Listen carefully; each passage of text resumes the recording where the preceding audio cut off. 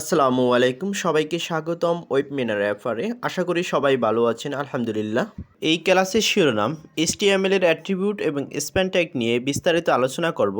তাই স্ক্রিপ্ট না করে মনোযোগ সহকারে ক্লাসটি দেখুন। আর আপনি যদি এই ক্লাসে নতুন হয়ে থাকেন তাহলে উপরের আই বাটনে ক্লিক করে আমাদের পূর্বের ক্লাসগুলো দেখতে পারেন এবং সাবস্ক্রাইব করে বেল বাটনে প্রেস করে রাখুন আমাদের নতুন নতুন ক্লাস পেতে। আশা করি ভালো কিছু শিখতে পারবেন। তাহলে শুরু করা যাক। ফার্স্ট অফ অল আমাদের আজকের ক্লাসের হোল্ডার এবং ফাইল তৈরি করতে হবে। তার জন্য আমরা দিস পিসি ওপেন করে ডি ড্রাইভ সিলেক্ট করে নেব, কারণ হলো ডি ড্রাইভের মধ্যেই আমরা ক্লাসগুলো করে থাকি। আপনি যে ড্রাইভের মধ্যে প্র্যাকটিস করেন সেই ড্রাইভটি সিলেক্ট করে নেবেন। এই ডি ড্রাইভের মধ্যে আমাদের ওয়েব ক্লাসের মধ্যেই ক্লাসগুলো করে থাকি। এখন এইখানে আমাদের একটা হোল্ডার তৈরি করব। এখন এই হোল্ডারটির মধ্যেই আজকে আমাদের যেই HTML এর ফাইলটি সেটা তৈরি করব। আমি ফাইলটির একটি অর্থপূর্ণ নাম দিব। আজকের ক্লাসের HTML ফাইলটি আমি তৈরি করে নিলাম। ফাইলটি তৈরি করার পরে ডাবল ক্লিক করে একবার ফাইলটিকে ব্রাউজারে এইভাবে খুলে নিব। খুলে নেওয়ার পর তারপরে ফাইলটিকে মাউসের রাইট বাটন ক্লিক করে নোটপ্যাডে ওপেন করে নিব। যদি এরকম একাধিক ফাইল আসে তাহলে মাউসের এরকম রাইট বাটন ক্লিক করে ক্লোজ অল বার দিসে ক্লিক করে দিবেন, তাহলেই অন্য ফাইলগুলো ডিলিট হয়ে যাবে। এখন আমরা এখানে কোড লিখতে পারবো। আজকে আমাদের ক্লাসের শিরোনামই ছিল যে অ্যাট্রিবিউট কী এবং স্প্যান ট্যাগ কী সে সম্পর্কে আমরা বিস্তারিত আলোচনা করব। তাই আজকের ক্লাসটা খুবই ইন্টারেস্টিং একটা ক্লাস হতে যাচ্ছে।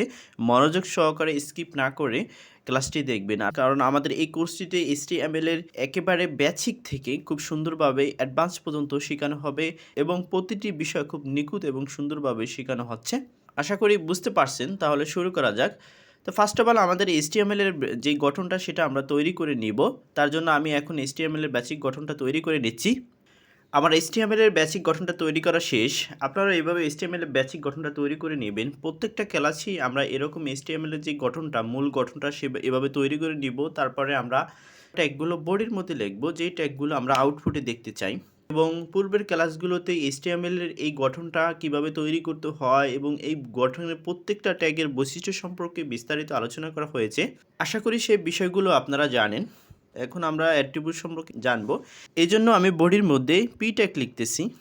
অ্যাঙ্গেল ব্র্যাকেট ওপেন এবং ক্লোজ করে এই অ্যাঙ্গেল ব্র্যাকেটের মধ্যে আমি পি ট্যাগটি লিখলাম। এখন আমি এই পি ট্যাগের মধ্যে একটি কন্টেন্ট লিখছি। বাংলাদেশ নামে এই কন্টেন্টটি আমি পি ট্যাগের মধ্যে দেখলাম। এখন সেভ করে এটা আউটপুটটা একটু দেখব। আমি রিফ্রেশ করতে দেখতে পাচ্ছি যে বাংলাদেশটি লেখাটি দেখাচ্ছে আমাকে। এই বাংলাদেশ নামের লেখাটার প্রতিটা ওয়ার্ডেরই আমরা এক একটা ডিজাইন করতে পারি অ্যাট্রিবিউটের মাধ্যমে আর স্প্যান ট্যাগের মাধ্যমে। কি করে আমরা অ্যাট্রিবিউট এবং স্প্যান ট্যাগের মাধ্যমে বাংলাদেশ লেখার প্রত্যেকটা লেখার এক একটা ডিজাইন করতে পারি এবং স্প্যান ট্যাগের আসলে বৈশিষ্ট্য কী সেটাই আমরা জানবো। আসলে স্প্যান ট্যাগ হলো এমন একটি ট্যাগ যেই ট্যাগটি দিয়ে কোনো ট্যাগের মধ্যে আপনার মনে হলো যে এই বাংলাদেশ লেখার এই বিটার একটা আলাদা কালার হবে, আবার যদি আপনার মনে হয় যে এই এলের একটা আলাদা কালার হবে, আবার যদি আপনার মনে হয় যে এই দেশ লেখাটারও একটু কালার হবে আলাদা এবং বাংলা লেখাটার কালার হবে আলাদা। আপনি যদি এক একটা ওয়ার্ডের এক একটা ডিজাইন করতে চান তখন আপনি এই ওয়ার্ডগুলোকে কী করে ধরবেন? অন্য অন্য ট্যাগ দিয়ে কিন্তু আপনি ধরতে পারবেন না। এই জন্যই এই স্প্যান ট্যাগটি ব্যবহার করা হয়ে থাকে। কোনো কন্টেন্ট বা কোনো লেখার মধ্যে বা অন্য কোনো ট্যাগের মধ্যে যদি কোনো কন্টেন্ট থাকে, আপনি যদি চান যে আপনি একটি ওয়ার্ডকে ধরবেন তাহলেও ধরতে পারবেন এই স্প্যান ট্যাগের মাধ্যমে। সেটাই আমরা এখন দেখব। আসলে আশা করি কিছুটা বুঝতে পারছেন যে স্প্যান ট্যাগ কী, বাট আমরা যখন এটাকে প্র্যাকটিক্যালি ব্যবহার করে আউটপুটে দেখব তাহলেই আপনাদের ক্লিয়ার হয়ে যাবে। আমি এখন চাচ্ছি যে এই বিটা, বাংলাদেশের যে প্রথম অক্ষর যে বি, আমি এই বিটাকে একটা কালার করতে চাচ্ছি। এই জন্য বিটাকে অ্যাঙ্গেল ব্র্যাকেট ওপেন এবং ক্লোজ করে এই স্প্যান ট্যাগের মধ্যে আমি বিটাকে রাখলাম। এখন আমি এই বিটাকে যেই কালারটা করতে চাচ্ছি সেই কালারটা আমি এই স্প্যান ট্যাগের মধ্যে বলে দিব। এই যে স্প্যান ট্যাগের মধ্যে যে আমি বিটাকে কী কালার করতে চাচ্ছি বা বিটাকে আমাকে আউটপুটে কেমন দেখাবে, এই যে এক্সট্রা অতিরিক্ত একটা বৈশিষ্ট্য বলে দিচ্ছি ট্যাগের, এটাই হলো আমাদের অ্যাট্রিবিউট।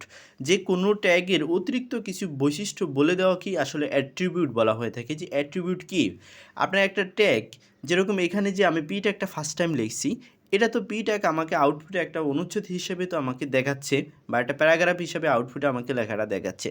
এখন আমি এই পি ট্যাগের অতিরিক্ত কিছু বৈশিষ্ট্য দেখতে চাই, তার জন্য এই পি ট্যাগের ভিতরে আমরা কোনো অ্যাট্রিবিউট যদি যোগ করে দিই বা অ্যাড করে দিই তখন আমরা পি ট্যাগের আলাদা একটা বৈশিষ্ট্য দেখতে পারবো।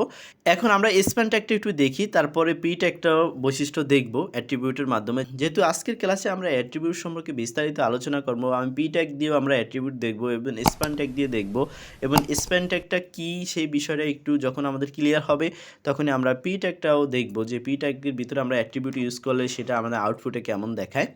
এখন আমি এইখানে স্প্যান ট্যাগের মধ্যে আমি অ্যাট্রিবিউট অ্যাড করব। ফুল যে অ্যাট্রিবিউটটা লিখলাম এটা আসলে ডিক্লার বলা হয়ে থাকে, যে আমি ডিক্লার করে দিলাম যে আমি এই অ্যাট্রিবিউটটা আমি এই স্প্যান ট্যাগের মধ্যে ইউজ করতেছি, এটাকে ডিক্লার বলা হয়ে থাকে, বা ঘোষণা করে দেওয়া বা বলে দেওয়া যে আমি ট্যাগকে বলে দিলাম যে আমি তোমার মধ্যে আমি এই অ্যাট্রিবিউটটা ইউজ করছি, তুমি আমাকে আউটপুটে এটা দেখো। এখন আমরা একটু সেভ করে দেখবো যে আসলে আমরা যে অ্যাট্রিবিউটটা দিলাম যে স্প্যান ট্যাগের মধ্যে সেটা আসলে দেখতে কেমন হয়। একটু জুম করে আপনাদেরকে দেখাই, দেখতে পাচ্ছি যে এই বিটা গ্রিন হয়ে গেছে, অনেকটা গ্রিন দেখাচ্ছে। আমি বিটাকে একটু বড় হাতের দেই, তাহলে আপনারা হয়তো বুঝতে পারবেন যে আসলে বিটা কেমন হয়েছে। এই যে বাংলাদেশ লেখাটার মধ্যে ফার্স্টে যে বি ওয়ার্ডটি, এই ওয়ার্ডটি গ্রিন হয়ে গেছে। মানে আমি যদি চাই যে এই যে বাংলাদেশ লেখার ডি আছে, ফার্স্ট টাইম এই ডিটাকে আমি রেড কালার করতে চাই, তাহলেও আমি এই ওয়ার্ডের মধ্যে বা এই কন্টেন্টের মধ্যে এই যে দেশ লেখাটাকে আমি স্প্যান ট্যাগ দিয়ে ধরতে পারবো।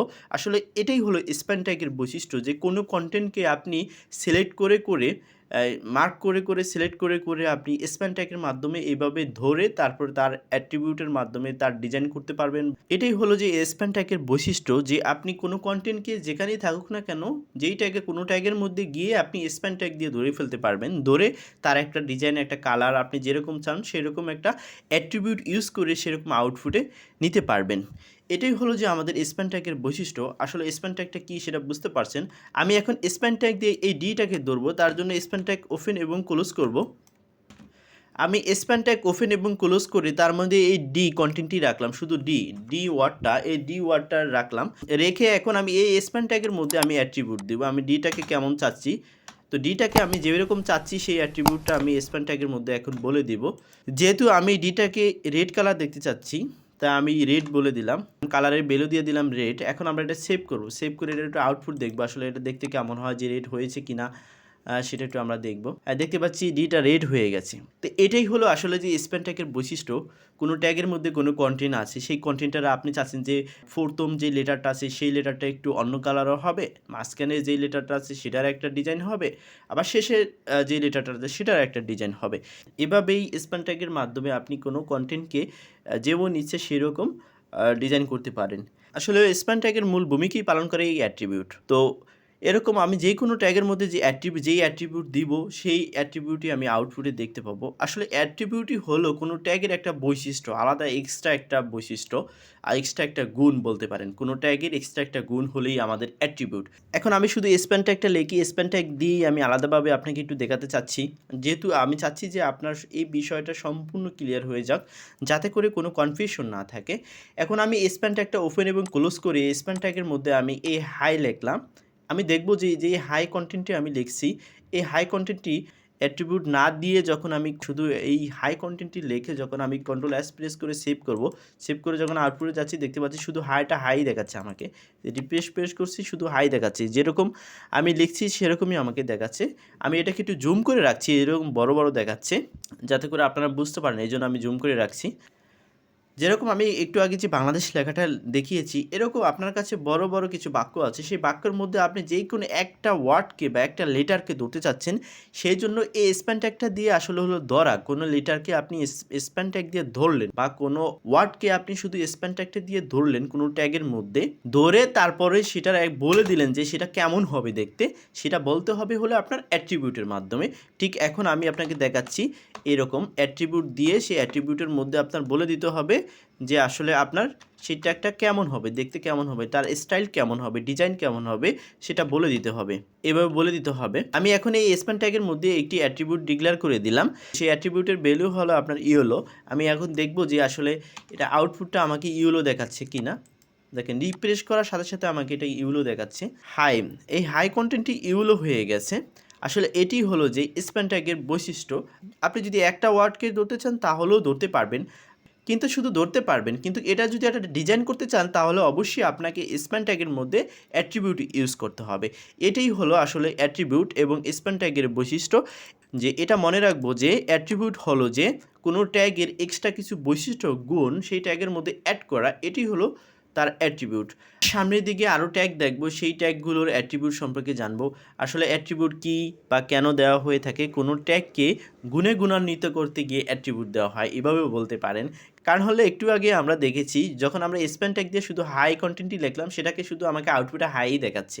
যখন আমরা স্প্যান ট্যাগের সাথে যখন আমরা অ্যাট্রিবিউট ডিক্লারেশন করে দিলাম তখন তার একটা কালার চলে আসছে। ইয়েলো কালারটা আমরা ভ্যালু হিসেবে দিচ্ছি, আমাকে ইয়েলো কালারটা আমাকে আউটপুটে ইয়েলো কালারটা দেখাচ্ছে, এই ইয়েলো কালারটা দেখাচ্ছে। আশা করি আপনাদের এই বিষয়টা ক্লিয়ার হয়েছে স্প্যান ট্যাগের। আমি আরেকবারও বলে দিচ্ছি, স্প্যান ট্যাগ হলো কোনো লেখা বা কোনো কন্টেন্টের বড় একটা কন্টেন্ট আপনার কাছে আছে, বড় একটা লেখা আপনার কাছে আছে, সেটার যেই কোনো একটা ওয়ার্ডকে, যেরকম আমরা বাংলাদেশ লেখাটা দেখেছি, শুধু একটা ওয়ার্ডকে আপনি ধরতে চাচ্ছেন, তখন আপনি এই স্প্যান ট্যাগ দিয়ে ধরতে পারবেন। শুধু মনে রাখবেন, শুধু কিন্তু ধরতে পারবেন, বাট এটার কোনো ডিজাইন বা কালার হবে না। যখনই আপনি এই স্প্যান ট্যাগের মধ্যে এরকম কোনো অ্যাট্রিবিউট অ্যাড করবেন, তখনই আপনি যে অ্যাট্রিবিউট অ্যাড করবেন আপনার আউটপুটে ঠিক সেরকম দেখাচ্ছে। তো এই হলো আমাদের স্প্যান ট্যাগ এবং অ্যাট্রিবিউট সম্পর্কে। এখন আমরা অ্যাট্রিবিউট সম্পর্কে আরেকটু জানব।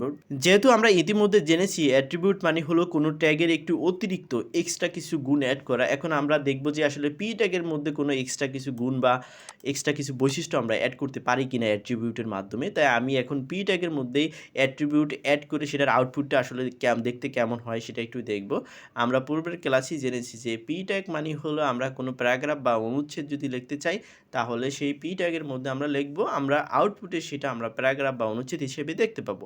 এখন আমরা একটু দেখতে চাই যে পি ট্যাগের মধ্যে কোনো অ্যাট্রিবিউট অ্যাড করলে আসলে অ্যাট্রিবিউটের কী বৈশিষ্ট্য আমাকে আউটপুটে দেখায় বা এটার যে অতিরিক্ত এক্সট্রা কোনো গুণ আমাকে আউটপুটে দেখায় কি না সেটা আমরা একটু দেখব। তাহলে আমাদের অ্যাট্রিবিউট সম্পর্ক ধারণাটা ক্লিয়ার হয়ে যাবে আশা করি। আমি পি ট্যাগের মধ্যে কিছু কন্টেন্ট দিয়ে দিচ্ছি লরিমিবজাম থেকেই এনে। এই কন্টেন্টগুলো আমি লরিমিবজাম থেকে এনেছি, আর লরিমিবজাম কী সেই বিষয়ে আপনারা পূর্বের ক্লাসেই জেনেছেন।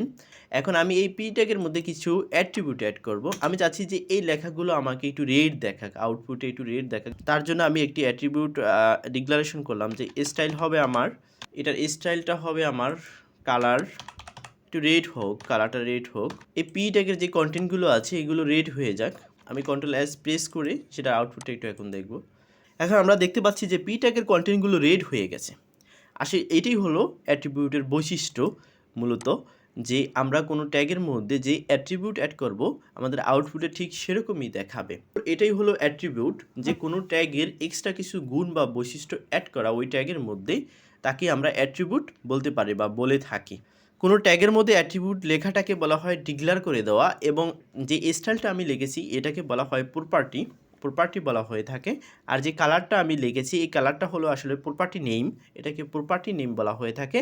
আর কোলনের পরে যে আমি এই রেটটা লিখেছি এই রেটটা হলো প্রপার্টি ভ্যালু। আসলে এইভাবে যদি আপনাকে কেউ কোশ্চেন করে তাহলে আপনি এইভাবেও বলে দিতে পারেন যে আমি যে অ্যাট্রিবিউট অ্যাড করছি এটাকে আমি আসলে ডিক্লেয়ার করে দিলাম পি ট্যাগের মধ্যে যে আমি এই অ্যাট্রিবিউটটা অ্যাড করে দিচ্ছি।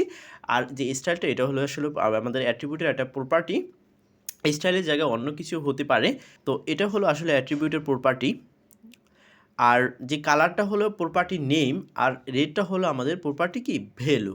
তো এভাবে আপনি ভেঙে ভেঙে বলতে পারেন, এভাবেও বলা হয়ে থাকে।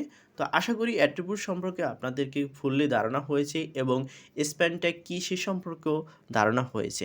আশা করি আজকের ক্লাসের শিরোনামটি বোঝাতে পেরেছি। নেক্সট ক্লাসগুলোতে নতুন নতুন কিছু ট্যাগ শিখবো ইনশাআল্লাহ।